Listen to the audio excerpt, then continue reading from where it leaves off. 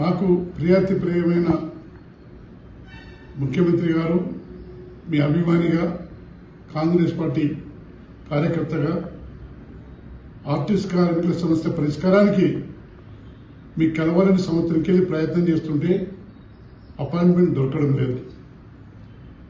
అందరినీ కలవడం జరిగింది, అందరి మినిస్టర్లు కలవడం జరిగింది. ఉత్తమ్ కుమార్ రెడ్డి గారిని, కోమారెడ్డి గారిని, శ్రీధర్ బాబు గారిని, వివేక్ వెంకటస్వామి గారిని, పొన్నం గారిని చాలాసార్లు కలిసినాం. మా చేతులు లేదు. సంబంధిత మినిస్టర్ పొన్నం గెలవని వేరే మినిస్టర్ అంటారు.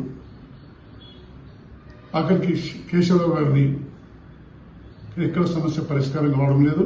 ఇప్పుడు ఆఖరికి సమ్మెకి సమాయత్తం సందర్భంగా వాస్తవాలు చెప్పాలని చూసినా కూడా సమయం దొరకడం లేదు. కాబట్టి యూనియన్ పునరుద్ధరిస్తామని చెప్పి మేనిఫెస్టో పెట్టారు. 2.5 సంవత్సరాలు అవుతుంది.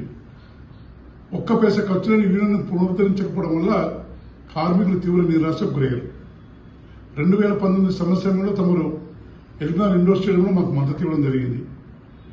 అదే సమయంలో ప్రగతి భవన్ బుల్లెట్ పైన పోయి ముట్టడించడం జరిగింది, మేనిఫెస్టో పెట్టడం జరిగింది. కాబట్టి కార్మికులు ఇప్పుడు తీవ్ర వ్యతిరేకత వస్తుంది కాంగ్రెస్ ప్రభుత్వం పైన, మీ పైన. దాంట్లో పోయేది ఏం లేదు. యూనియన్ పునరుద్ధరిస్తే ఖచ్చితంగా విలీనం చేయాలి. విలీనం చేసినప్పుడు యూనియన్లు ఉన్నాయి, అసోసియేషన్లు వస్తాయి. కాబట్టి కేసీఆర్ నియంత రద్దు చేసిన యూనియన్ పునరుద్ధరించిన రేవంత్ రెడ్డి గారు అని చెప్పి మీకు మంచి పేరు రావడమే కాకుండా మళ్ళీ ఆ యూనియన్ ఉండకుండానే ఉంటుంది, అసోసియేషన్లు వస్తే. ఆ ప్రయత్నం చేయండి ఖచ్చితంగా. ఇందులో అధికారులు తప్పుడు సమాచారం ఇస్తుంటారు. కొందరు అధికారులు యూనియన్లు గత సమయంలో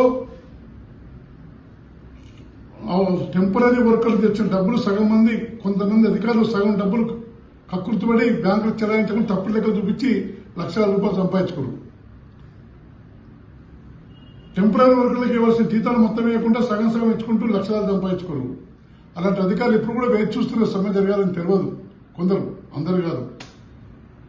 కాబట్టి దయచేసి మీరు కార్మికుల పక్షపాతిగా ఖచ్చితంగా చొరవ తీసుకొని రూపాయి ఖర్చు లేని భారత రాజ్యాంగం కల్పించిన ట్రేడ్ యూనియన్ హక్కుల్ని ఆర్టీసీలో పునరుద్ధరిస్తూ యూనియన్ని పునరుద్ధరించండి. ఆటోమేటిక్గా విలీన ప్రక్రియ వచ్చినప్పుడు ఆ యూనియన్లు ఉన్నాయి, ఆటోమేటిక్ అసోసియేషన్లు ఏర్పడతాయి. కాబట్టి ఇది ఒక్క సమస్య జటిలంగా ఉంది. ఆ జటిలమైన సమస్యని ఏ మినిస్టర్ కలిసినప్పుడు పరిష్కరించడం లేదు, ముఖ్యమంత్రి దగ్గరే ఉంది అంటున్నారు. కాబట్టి యూనియన్ల పునరుద్ధరణ కార్యక్రమాన్ని తక్షణమే పరిష్కరించి కార్మికుల్లో ఉన్న అసంతృప్తిని తొలగించాలని చెప్పి తమకి వ్యక్తిగతంగా, మీ అభిమానిగా, కాంగ్రెస్ కార్యకర్తగా, కేసీఆర్ని ఓడగొట్టే కసిగా వివిధ డిపోలు తిరిగి కాంగ్రెస్ ప్రభుత్వం పడడానికి కృషి చేసిన కార్యకర్తగా అప్పీల్ చేస్తున్నా. ఒకవేళ యూనియన్ని పునరుద్ధరిస్తూ ప్రకటన చేయనిచ్చో నేను కార్మిక పక్షపాతిని. ఎప్పటికీ కార్మిక సంఘంలో 30 ఏళ్ళు 40 ఏళ్ళు పనిచేసిన కాబట్టి జరగబోయే సమ్మెకు నా శిష్యులు, నా కార్యకర్తలు, నా అనుగా అంశాలు మొత్తం సమ్మెలో పాల్గొంటామని కూడా తమకి హృదయపూర్వక తెలియజేస్తున్నాము.